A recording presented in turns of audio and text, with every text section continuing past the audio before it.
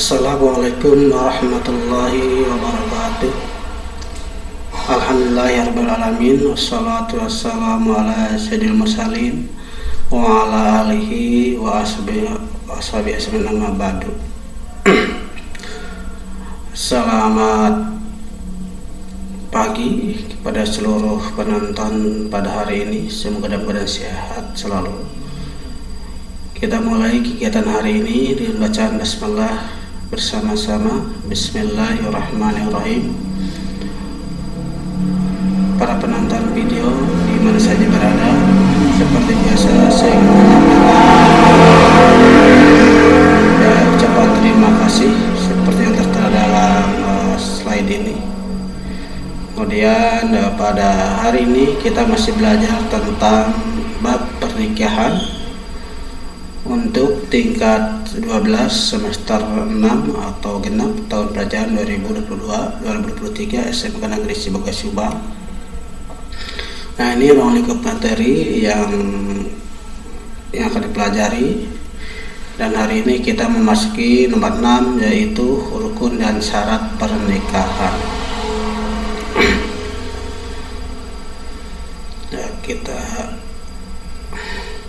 Nah, setelah pembelajaran diharapkan siswa mempunyai karakter kerjasama, religius, tanggung jawab, jujur, disiplin, dan peduli dalam memahami kewajiban suami istri, ya, sebagai pengetahuan dasar bagi mereka, karena kemungkinan mereka keluar dari SMK itu ada juga yang menikah. Minimal mereka bisa memahami hak dan kewajiban suami istri.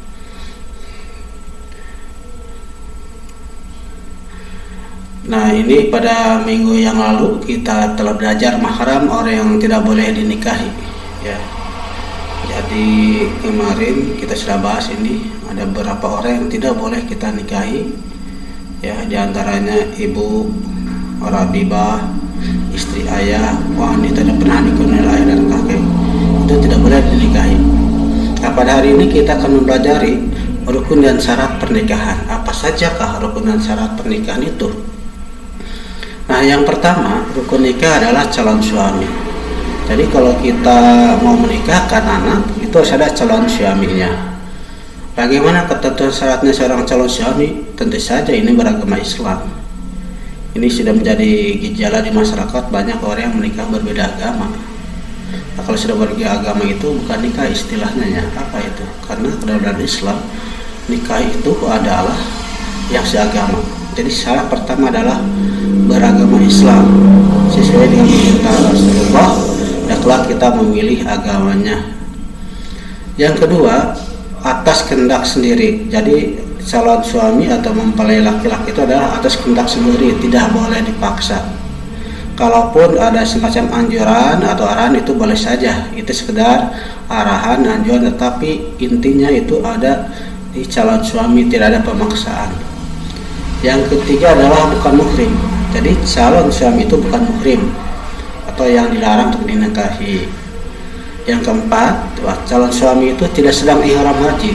Jadi kalau sedang melaksanakan ihram haji, itu pernikahannya ditunda dulu. Itu adalah calon suami. Yang kedua, itu adalah calon istri. Bagaimana syarat istri itu? Persyaratannya beragama Islam, sama beragama Islam. Yang kedua, tidak terpaksa. Sudah lagi, perempuan tidak boleh dipaksa untuk menikahi seorang laki-laki. Jadi kalaupun orang tua boleh saja memberikan saran, pandangan itu boleh saja, karena itu kewajiban orang tua dalam menentukan teman atau pendamping hidupnya bagi anaknya, ya. Dan karena kalau bagaimanapun pengalaman orang tua itu lebih berpengalaman. Yang ketiga, bukan muhrim. Nah, bukan muhrim atau yang dilarang nikahi. Yang keempat, tidak bersuami. Jadi kita tidak boleh mencalon istri yang masih sudah bersuami, gitu ya. Nah, ini berbahaya ini. Yang kelima, tidak sedang dalam masa iddah. Nah, masa iddah itu masa menunggu, ya. Jadi kalau ada perempuan yang cerai, kemudian perempuan itu mau dinikahkan, tunggu sampai masa iddahnya selesai. Yang keenam, tidak sedang ihram haji atau umrah. Jadi wanita yang sedang melaksanakan ibadah haji atau umrah tidak boleh dinikahkan, syaratnya. Yang ketiga, adanya wali. La nikaha illa biwaliin, tidak sah nikah kalau tanpa wali. Bagaimana syaratnya orang wali? Mukallaf, dia beragama Islam. Jadi tidak boleh wali itu tidak beragama Islam. Yang kedua adalah dewasa, ya. Jadi wali itu beragama Islam, dewasa, sehat, akal. Jadi dalam keadaan sehat, akalnya tidak gila. Yang kedua, laki-laki itu merdeka, nah bukan hamba sahaya. Yang ketiga, wali itu adil. Yang empat, wali itu tidak sedang ihram atau ibadah haji atau umrah. Itu adalah masalah wali. Nanti untuk ke masalah wali nanti akan ada video khusus karena pembahasan wali cukup panjang, ya. Jadi sekali lagi nanti untuk wali ada video khusus yang dibahas tentang wali. Yang keempat, ada yang dua orang saksi. Jadi dalam nikah itu harus ada dua orang saksi, ya. Biasanya satu saksi dari pihak laki-laki, satu saksi dari pihak perempuan. Nah, bagaimana syarat saksi itu? Yang pertama, dia beragama Islam. Yang kedua, dewasa. Ya, jadi kalau dia di bawah umur itu tidak boleh jadi saksi. Yang ketiga, sehat akalnya. Ya, akalnya sehat, tidak dalam keadaan gila. Yang empat, tidak pasif. Artinya di sini kita harus mencari wali orang yang adil, jujur lah. Lebih banyak dominan jujurnya, adilnya, karena tidak ada orang yang bisa jujur 100% dalam kehidupannya. Yang kelima, syarat wali itu harus hadir dalam akad nikah.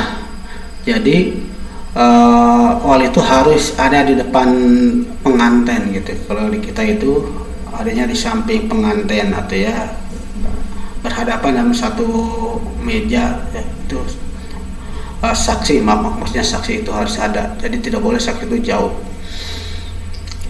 Yang kelima, rukun nikah itu adanya ijab dan kabul, ya.